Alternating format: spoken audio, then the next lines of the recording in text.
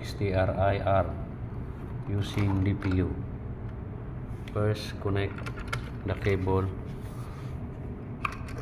at the back. Red positive, black is negative.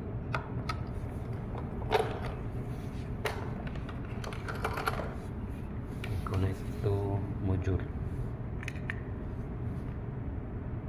Positive, negative. Then program.